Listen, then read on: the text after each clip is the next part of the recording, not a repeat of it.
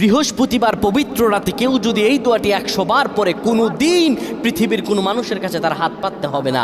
পৃথিবীর সব কিছু তার পায়ের নিচে আল্লাহ হাজির করে দিবেন।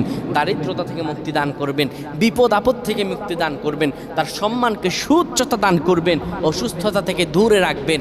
আল্লাহর অশেষ দয়া ও রহম তাকে দান করে দিবেন। সুবহানাল্লাহ। বৃহস্পতিবার রাত এটি গুরুত্বপূর্ণ রাত। এই রাত সপ্তাহে একদিন আসে।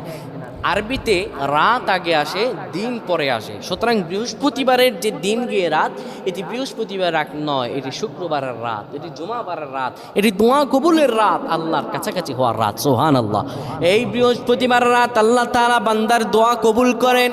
কেউ যদি বৃহস্পতিবার রাতে ঈশা নামাজের পরে পবিত্র হয়ে ইয়া হাইয়ু ইয়া হাইয়ু ইয়া হাইয়ু ইয়া রফিয়ু ইয়া রফিয়ু ইয়া রফিয়ু এই দোয়াগুলো পড়তে পারে 100 বার, আল্লাহ রাব্বুল আলামিন তার